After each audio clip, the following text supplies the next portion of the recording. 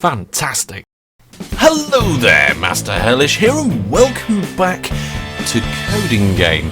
Today we're going to be looking at the ASCII Art game. Now, here we can see an example of what they're saying is ASCII art. Now, personally, in this top picture here, I think this is pixel art, not ASCII art, but the principle is the same when it comes to letters and words. The idea is that you can see here we've got a number of hash symbols arranged in a pattern which actually spell out letters and eventually, of course, words. And what they want to do is for us to make a program that will take a text input and output this ASCII art pattern.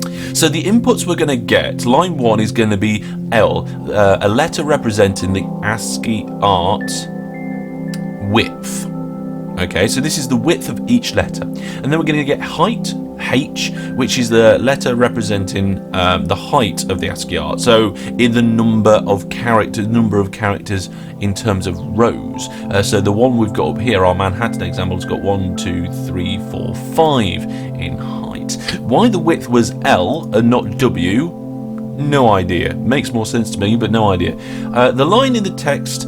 Line of text T is going to be the text characters that we need to convert into this ASCII art, and the following lines is a string of characters which represent the ASCII art. So it's going to be, we can see our example down here, we've got A, B, C, D, E, F, G, and so forth all the way through to Y, Z, and question mark. So we know there's going to be a certain number of characters in that list. It'll be 27 because we've got the question mark in there. The constraints is that the length is always going to be between 0 and 30. The height is always going to be between 0 and 30. And N, what's N?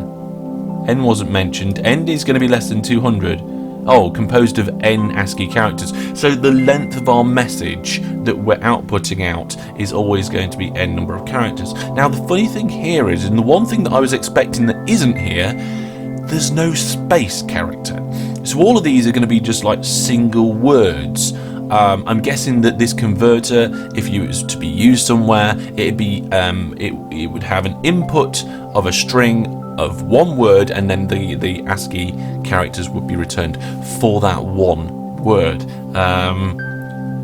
Why it doesn't include a space, I'm not sure. It would be quite easy to implement, I would have thought.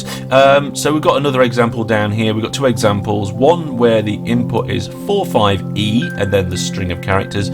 So it's the character is 4 in width, 5 in height. They want us to do the E. There's all the hashes that we have to use, and there is the output, the letter E. So that's something that we're going to have to do. And there's another example with the word Manhattan there. It looks like we're going to have to do both of those in the test cases. There are a lot of things to consider in this one, and there's a few different ways I thought about doing it. One of them I thought would be the best way of doing it, and I decided to give it a bit of a go before the episode. Sometimes when I do these, I go into the episode without even knowing what it is. Sometimes I give it a quick read and think, oh, I kind of want to do a little bit more of that and have a closer look. So I don't know. With this particular one, I decided to actually do some of it beforehand, and because of the one particular piece of complexity, and that was the way to store this ASCII art. It's going to come in a number of rows, and I want to be able to reference these individually. So we've just got a big row there. In fact, let's look at the inputs. So here is we're dimming our variable L as an integer, and we read in the console line and make that L. That's our number 4 in our first example. And then H, we're dimming that, and that's going to be 5 in our example, and then we have T. After T, we have this for loop. For I as integer, so we're declaring an integer in that for loop, 0 to H minus 1. Now remember, when we use loops and especially arrays, we start counting from 0. So if we're counting from 0 instead of counting from 1 as we do in normal denary math, then we need to take 1 away. So if we were counting 4 units but we started counting from 0, it'd be 0, 1, 2, 3. That's 4 units started from 0, so we have to take 1 off the H. And then we go through and we read in the row. So it's this row, one by one, that we want to store, and then to be able to access individual segments of that to then output it to the line, depending on what characters we need to put there. Like I said, this is going to be interesting. So let's take out the... I mean, what we could do, we could cheat a little bit, because the first one is to do a letter E. We could write a line, which is... we could get the output. Let's do it. Let's do a quick cheat. We could do this. We could put 1, 2, 3 hashes and a space, because remember, this example that we're doing now has to be 4 characters. So there is the code that would make our E. So let's get rid of those 2 hashes and put some spaces in there. Let's get rid of 1 hash and put a space there. Those 2 and those 2. So there is our E for our program. So if we were actually to play this test case, let's have a look. There you are. If we look down in the bottom here in the console output, it says success. It was expecting these hashes in this format, and it got them in this format. But this is going to be no good for a program. This is cheating. We can't go through each test case and change the output manually. Well, we could, but there's no fun in that. Right, so... Also, the test cases become invalid when you change your code. Again, today we're using VB.NET, and it's a programming language which, whilst I'm not very experienced in, I'm using it a bit at the minute, so I feel it's good to do, and it's a nice challenge when you're not using it that much. So the first thing I'm going to do is I'm going to declare a 2-dimensional array. Okay? Now, we're going to put that in after the standard declaration. So to declare something, we put our dim in, and we're going to call the array art. So I like to put, sometimes I like to put the data type, the variable type, in the actual name of the variable. So here we've got a variable called art, and I've put R for array at the end. So I know when I'm dealing with this, that this is the array with my art in, my pixel art or my character ASCII art. This is what we're going to store it in. Now, this array, we're going to make multi-dimensional. It's going to be a number of rows high and a number of rows wide. So far, we've only dealt with arrays which are just along. So if you imagine a big row, or maybe like a train, where you've got a carriage which can store a number of passengers in each one. That's like a standard array. It's a singular line of carriages, a singular line of boxes that you can store things in. A multi-dimensional array is more like a grid. Think of an Excel sheet where you can have letters, you can have rows and rows of different values. Also, arrays don't have to be 2-dimensional as well. They can be 3 and 4 and so forth. It then becomes a little bit hard to imagine, but never mind. So let's crack into that. So we're going to make this. In terms of number of rows, we need 1 row for each row of ASCII art, and we've already said we start from 0, so we need H again minus 1. So we're going to have H minus 1 rows. In our example for the first one, we get 4 rows, so we're going to have 0, 1, 2 and 3, 4 rows. And then we have a certain number of characters to store. Now the number of characters to store is going to be 27 characters, but again we're counting from 0, so we put 26 in there. So we've got a number of rows in height and a set 27 characters wide. And we're going to declare this as a string. This particular array is going to be storing strings in it. It's going to be storing our ASCII art as strings. There we go. Now, first thing we need to do is get that ASCII art and store it into this art array. Once we've got our art stored in that art array, we can find out what text we want to be pulling out of it, pull it out and output it to the screen. So this bit here, we're going to use, I think, probably this loop, and we're going to modify it to do more for our purpose. Now, the first thing in this loop, we're going to, at the moment, all it does is it declares a variable and then shoves the data into that variable. That's all well and good, but we need to strip that row apart and put it into our array. So we're going to have another loop inside our loop. Okay, so this main loop, this for loop here, What's comments in this programming language? Is it commas? It is. This is our row loop. This is going to go through the rows, and then what we need is another loop inside about here, and we're going to go for, we need a character. What's next? J, because we're declaring a variable as an integer. Did I type that correctly? No, I didn't. I put an extra R in it. There we go. We're declaring it as an integer. It's going to start from 0, just like our array, and it's going to go to 26, just like each array. Now, this row loop, I should point out, is going through each row. It's not going along the row. Okay, so I should put down the rows. Really, just not zeros in there. Just to clarify, we're going down the rows with that. And for this one, we're going from 1 to 26. We put a comment in here, just a reminders. We're going and filling in along the row. Okay, so you could consider this the columns. I used capitals previously, so I'll use capitals now. Consistency is always nice in programming. So we're going along the row. And then at the end, after that for loop, we'll put another next. XT. This next allows us to know that we are finished with our for loop and we go back through the next part of our bit. Right, let's just minimize that there. Brilliant. Okay, so we are now ready to do something. Oh, hang on a minute, we're missing some text. Where are we missing some text? I accidentally overwrote the bit that was here. We had row equals console.readline, didn't we? Where did that go? When did I delete that? Oh my goodness. Well, I've put that back. That was there anyway in this loop. So we've added our extra loop, and what we want to do now is to fill our art array. So art array. And what we need to do is we need to say which boxes in our art array we're working with. And because we've labelled this, it's quite easy. First of all is our rows. Which row are we going to be working with when we're filling our art array? Well, we're going to be working with our ith row. Okay, so this I character is variable. This I variable is going to be going from 0 to h-1, which is perfect because our array is actually from 0 to h-1. So we're going to put I. And from our ith position, what column in our row are we going to be working with? Well, we're going to be working with our jth column, our j variable. And there we go.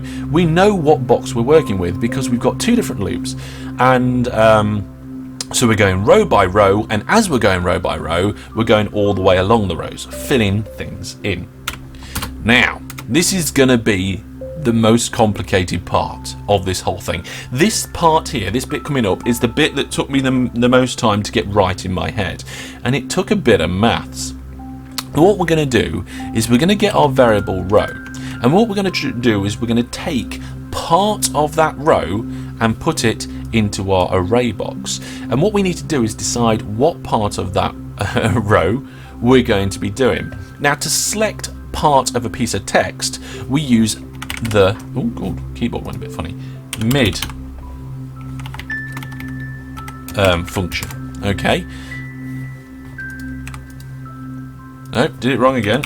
There we go, mid. So the mid function takes a piece of text, it cuts a string out of an existing string. So remember, this row here is a big fat long row of this ASCII art, and I want to split it up, and I would want to just take out like just the A, and then just the B, and then just the C, and then just the D.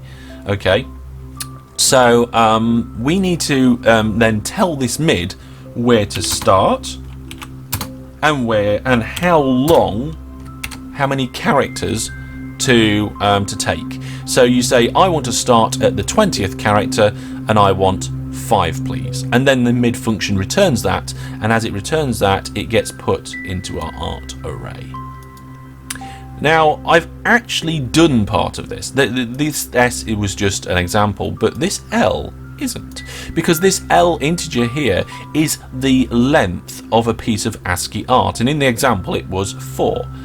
So that is fine, we can leave that L in there. This S is a little bit more tricky. what we need to do is we need to find out how far along our row of characters we need to go along to pick up the letter that we need to put in the jth column. Now, if you don't follow me on this next bit, you might just have to trust me on it. Okay, so the way I decided to do it is we need to go j characters along plus 1 times by the length minus the length minus 1. And you're like, what? Think of it like this. If I wanted the part of the character that I've highlighted here for the A, we need to start on the very beginning. We need to be taking the first character in the row. So J is currently set to 0, so I add 1 to it. Then we times it by the length, because we need to know how many we go forward. For example, if we want B, right, these B characters, we are in the second position. So J is equal to 1 in the loop. So we add 1 so that we get to 2. We get our that's this J plus 1. Okay, so we're on our second position. The problem is the second position is not the second character on our string. We need to move along a number of units, and the number of units we need to move along is the number of positions we are times L. The only problem with this is that we end up being 1 ahead of what we actually want to be because of this plus 1 at the beginning. So we do L minus 1 just to avoid that. To make sure that this gets executed in the right order, I'm going to put some brackets around it. So we do J plus 1 first, then we have our times L in a bracket, and if you want to, you can put this L minus 1 bracket as well. Not always brackets in this sort of maths is required, but I like to put them in there anyway. So if I completely confused you, you can either go back and watch that again, figure it out yourself, or just take my word that this bit of maths here will allow the mid function to pick out the bit of the A that we need in the row, and then the bit of the B we need in the row, and then the bit of the C we need in each part of the loop, and then the bit of the D, the bit of the E, the bit of the F for each loop that we go through. And that's it. That is our input. We have now captured all the ASCII art we need to because of these two loops and this mid function. Effectively, it's in there. But now we need to output it to the screen. Well, first things first, we need to have a reference point, because we need to know at what position in our art array we need to go to when somebody says, say somebody enters the letter Y. And we're like, okay, the letter Y is stored where in our art array? Well, we can kind of almost cheat a little bit. We can set up an array which we can do a search and then reference. Watch this. So if we do a dim and we do, I'm going to call a brand new array index. There we go. I'm going to put array R at the end for an index array. Let's declare that as an array of strings. Okay. That is how we declare an array. We've done it up here. It's how you declare the variable. But what we're going to do is we're going to fill that with values straight away. And what we're going to use is the split function, and we're going to put a big row of the alphabet and use the split function. So essentially what I've done is I've got this bit here. Okay, we've been told that the string of characters is going to be A, B, all the way through the alphabet, Y, Z, question mark. So I've got that here with some spaces between. I've got the split function, which automatically pulls this string, because remember that everything between these two quotes is a string, and it pulls the string into that array bit by bit. So the first node, the north node in this array is going to be A, the 1th node in the array is going to be B, 3rd, C, D, E, and so forth. We can then search this array to find the index, so the position of the character we need. So if we need, for example, the character E, we can search through this index array and say it's at the 0, 1, 2, 3, 4th box. And then we can look in the fourth box of our art array and pull the art out. And that's what we're going to do now. So what I want to do is that I noticed when I was sat here, look at this. This is something that I noticed ahead of time, that we've got upper and lowercase characters, okay, and we've only got ASCII art for uppercase.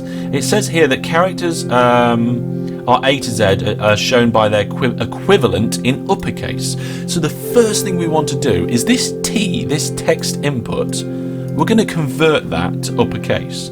And the way to do that is to say, right, our T variable is going to become equal to what the T variable was when we do an toUpper. And the toUpper is a function which takes text and converts it all to uppercase. So our T variable is now uppercase. We don't have to worry about lowercase characters coming in and then trying to convert it.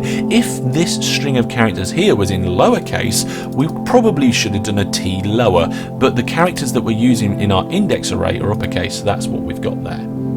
Next, we're going to, let's see, we're going to be putting something into an output. We're going to be doing a console.write line, and then we're going to be outputting something.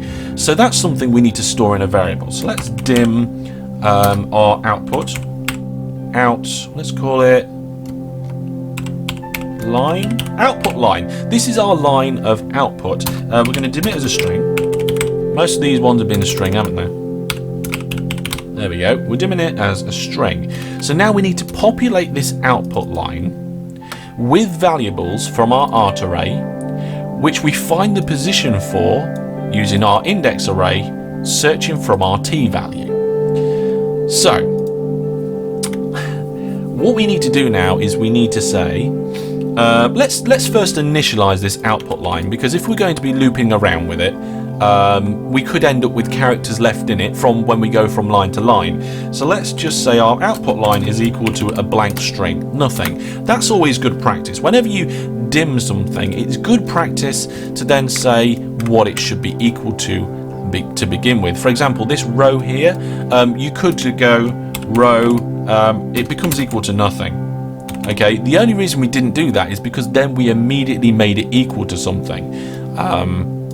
Sometimes when you're using numbers, you will dim them, make them equal to 0 or -1 or something to begin with, just to keep things clean.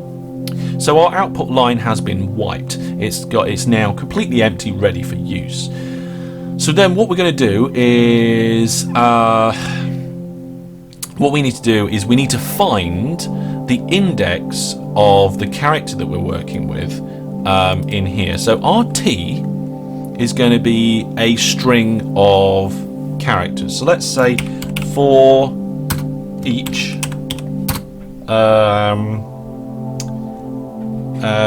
T string, character string, let's just call it item.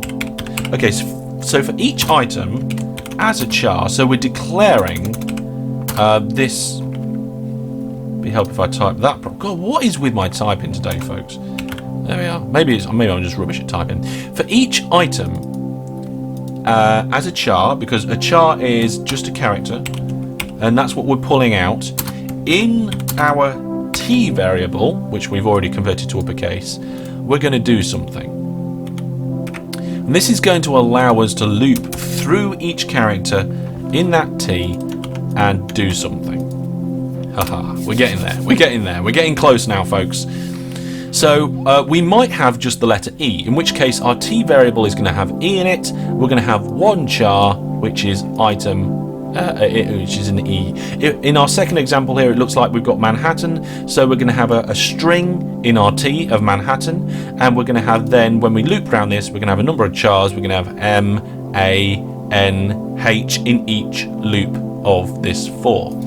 So what we want to do is we need to find the index of where that is in the index array. So the index becomes equal to the, if we use the array function, and then we want to find the index of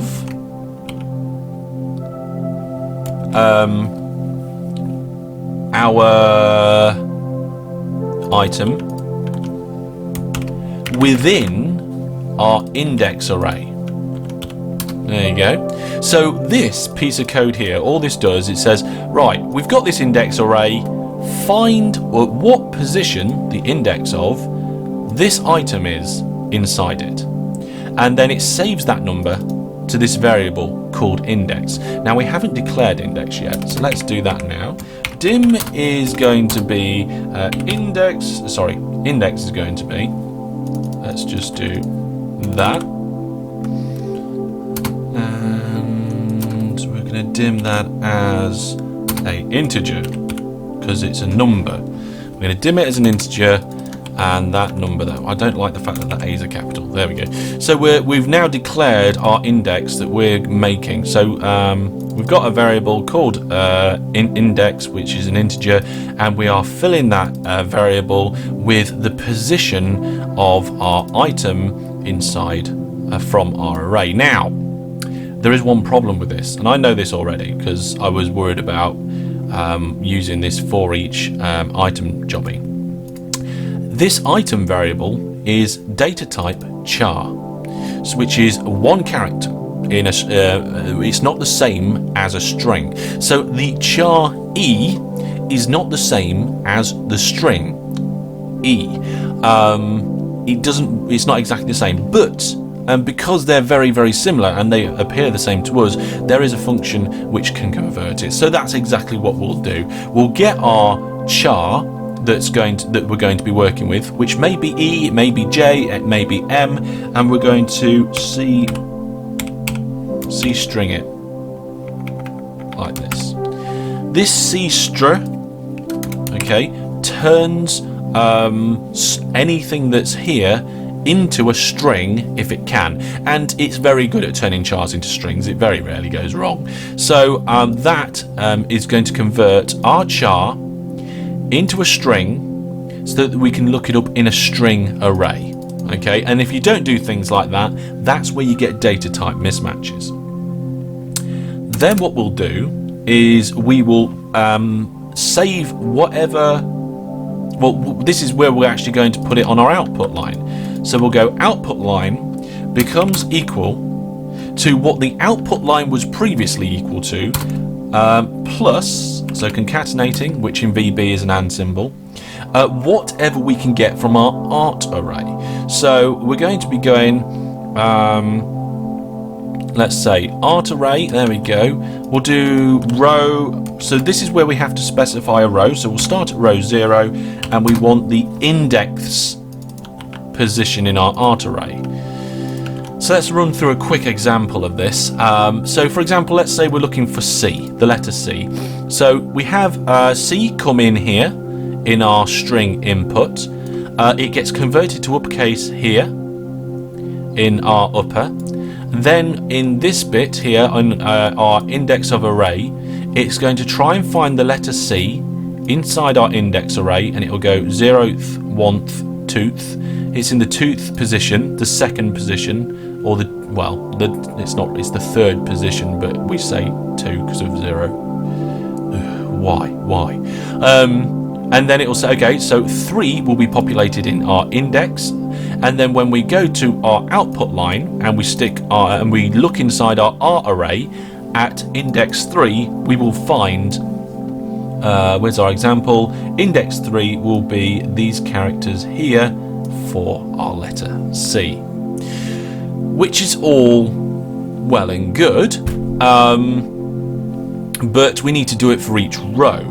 Okay, so let's do that now. Okay, so that's going to be, let's see, that's going to go around and do all the characters. We need to kind of loop this whole section round for each row.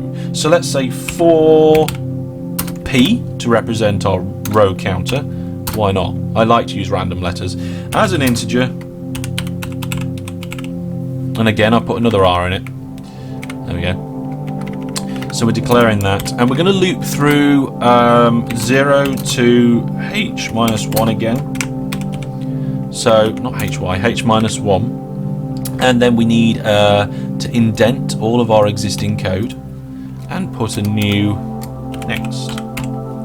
So this is going to allow us to go over and over this code for each line. Now here we went just line 0. Well, guess what? It's really easy. We're now looking at line P. So we're going through from line 0 to line H-1. And that is... Oh, and then at the end of each row, we need to actually output. This is the bit that the program actually wants. It wants a console.writeLine. Right line. Move my cursor. Didn't know I missed the E.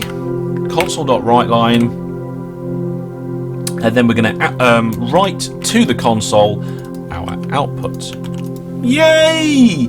We've pretty much done it.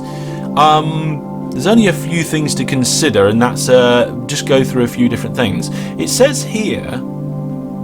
Let's have a look. The text T will be in ASCII Art. Yeah, we've got that. Characters are shown A to Z by their equivalent uppercase. Well, we've dealt with that by converting our input to uppercase. The characters are not intervals of A to Z will be shown as a question mark. So if we get a character that we don't know, that isn't in our list here, we need it to come through as a question mark.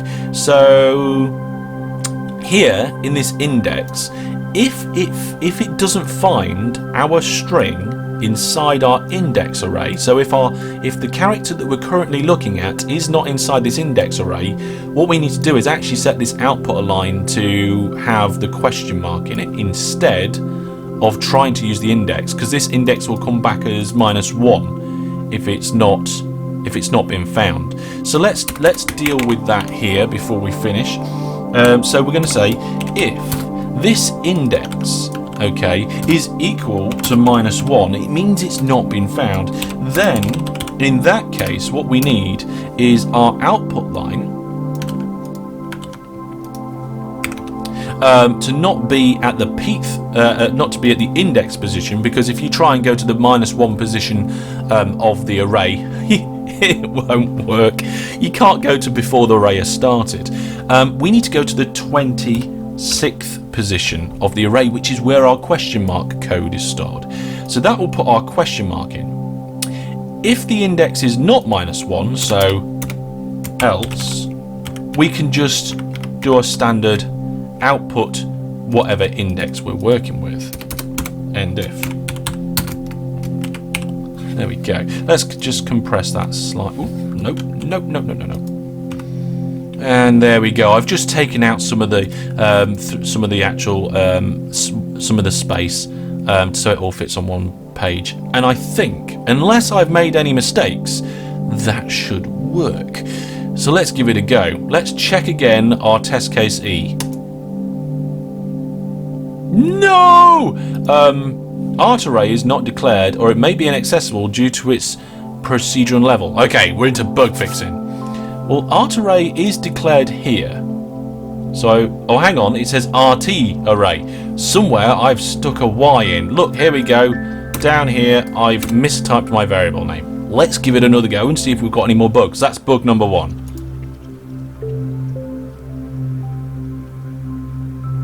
Okay, bug number 2 is the same as bug number 1. Somewhere in here, there it is. I've done it throughout the whole thing. I must have copied and pasted the same thing. Okay, have we eradicated bug number 1? Yes, and there's no more bugs. Our program outputted the letter E. Let's try Manhattan. Oh, God. It did it! Fantastic, brilliant. And I've got a feeling that we're going to be fine on these next ones. Because we've got our to upper in there, so all of this is going to get converted to uppercase. Yep, there we are, success again. And we've got one here with @ symbols in, so in theory it will do search. It will search our index array for an @ symbol. It won't find it, so the index here will become -1. If the index is -1, it will output the 26th item in the array, which is going to be our question mark. So if we play this one, we should get M question mark, and then that's going to be an NH question mark, TT question mark, N. Brilliant. And then this one's going to be interesting. We're going to do it with another ASCII representation. So we're going to be, so far we've been past this particular example of hashes. We're going to get a different one now, and it's going to come out with different text. And this is going to be this is like the biggest test of our code. Can it handle ASCII art which is maybe longer or shorter or wider or has more rows? Let's run it. And of course it can. There it is, Manhattan with, you know what, I think that's a lot better than the previous ASCII art. That is actually some good ASCII art there.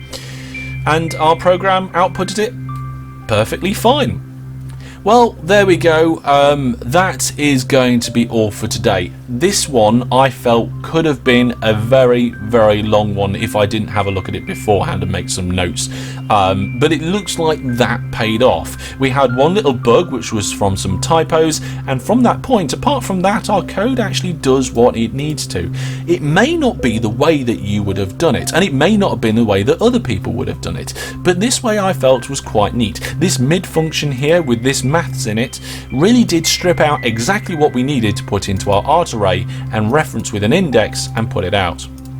Well, I hope you've enjoyed the episode. If you've got any questions, thoughts or comments, put them down in the YouTube comment section, and I do take a look at everybody's comments. If you've enjoyed the episode, please remember to give it a like. It does help me out. And if for more CodinGame and other things that I do, including Transport Fever, Minecraft, OpenTTT, other tutorials and so forth, if you're not already subscribed, please consider doing so. Check out the links in the credits coming up for more cool videos, and I will see you soon. Thank you for watching, take care, and for now, goodbye.